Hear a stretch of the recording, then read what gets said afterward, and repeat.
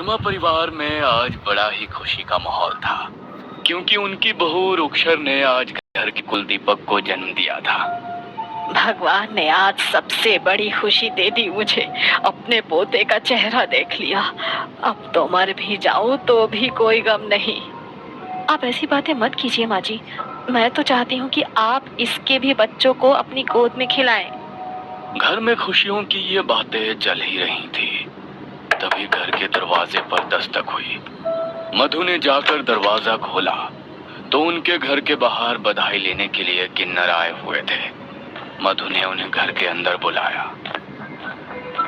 अब आप लोग भी मेरे पोते को अपना आशीर्वाद दे दीजिए कि ये सदा स्वस्थ रहे और खुश रहे। अरे हाँ हाँ माता जी, हाँ, हम इसे आशीर्वाद देने ही तो आए हैं। लाओ बहू रानी, जरा मुन्ने को हमारी गोद में दे दो। रुक्षर ने अपने बेटे को उनकी गोद में दे दिया। वो अपने हाथों से उसकी बलाएं उतारने लगी, मगर तभी उसका चेहरा अचानक से बिल्कुल गंभीर हो गया, जैसे कोई चिंता भरी बात उसके मन में आ गई हो। क्या हुआ? अभी तो आप बहुत खुश थे, अचानक से आप इतनी परेशान क्यों हो गई? पता नहीं, लेकिन कुछ अजीब सा लग रहा है, जैसे तो कोई मुसीबत तुम्हारे परिवार पर आने वाली है। घबराहट हो रही है मुझे। देखिए, अगर ऐसा कुछ है तो आप कोई निवारण कीजिए। आपकी दुआओं में तो बहुत ताकत होती है। आप मेरे मुन्ने की सलामती के लिए उसकी बलाएं उतार लो। मैं तुम्हें एक रक्षा पोटली हमारे घर की चौखट के भीतर गड़ी रहेगी। कोई तुम्हारा कुछ नहीं बिगाड़ पाएगा। किन्नर ने रोहन के हाथ में वो रक्षा पोटली पकड़ा दी और बच्चे के सर पर अपना हाथ फेरकर वहां से शगुन लेकर चली गई। उनके जाते ही रोहन ने अपने घर के बाहर अपनी चौखट के नीचे गड्ढा करके उस रक्षा पोटली को गाड़ दिया। मगर उस किन्नर की कही हुई बातें कहीं ना कहीं अभी भी उनके दिमाग में घूम रही थी, जिससे रुक्षर का मन बार बार बेचैन हो रहा था। पता नहीं, लेकिन मुझे अभी भी बार बार घबराहट हो रही है।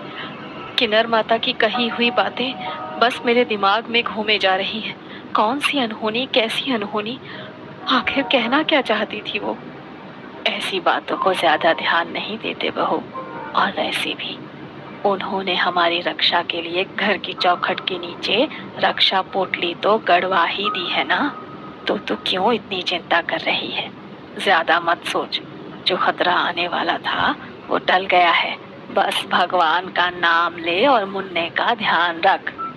मधु के समझाने के बाद भी रुक्षर का मन शांत नहीं हो रहा था। रात को मुन्ने को सुलाने के बाद रुक्षर भी बहुत थक चुकी थी। वो भी आंखें बंद करके लेट गई। रात के लगभग 12:30 बजे का वक्त था। तभी उनके घर के बाहर एक हलचल हुई। काला लिबास पहनी एक औरत, जिसने अपने चेहरे को काले कपड़ों से ढका हुआ था, उनके घर के बाहर चौखट के पास जाकर बैठ गई और अपने नाखूनों से उसने चौखट की मिट्टी को खोदना शुरू किया। तुझे क्या लगता है मेरी जिंदगी बर्बाद करके तू खुश रह पाएगी? जो खुशी तेरी वजह से मुझे नहीं मिली और जो मैंने तेरी वजह से खोया है, वो सब मैं तुझे भी नहीं मिलने दूंगी। कभी खुश नहीं रहने दूंगी मैं तुझे। आज से तेरी बर्बादी का समय शुरू हो गया है। बस अब तू अपनी उल्टी गिनती गिननी शुरू कर दे। उसने मिट्टी खोदकर भीतर से रक्षा कवच को बाहर निकाल लिया और अपने झोले से नींबू मिर्ची का जोड़ा निकाला और उसे उसने उस गड्ढे के भीतर रखकर अपनी हथेली पर चाकू से चीरा लगाया और अपने खून की बूंदें उसके ऊपर टपका दी और जल्दी से मिट्टी से उस गड्ढे को भर दिया और उस रक्षा पोटली को वो अपने साथ लेकर वहां से चली गई। तभी अचानक रुक्षर को नींद में कुछ अजीब सा महसूस हुआ, जैसे कोई उसके बगल से गुजर रहा हो। किसी के कदमों की आवाज बार बार उसके कानों में पड़ रही थी। वो एकदम से हड़बड़ा कर उठी और उसे लगा कि खिड़की के पास कोई खड़ा होकर उसे और उसके बच्चे को ही देख रहा है। ये देखकर रुक्षर बुरी तरह घबरा गई और वो इस हद तक डर गई कि उसके गले से उसकी आवाज भी नहीं निकल पाई। वो बुरे तरीके से पसीने से भीग गई और वो काला साया उसकी तरफ बढ़ने लगा।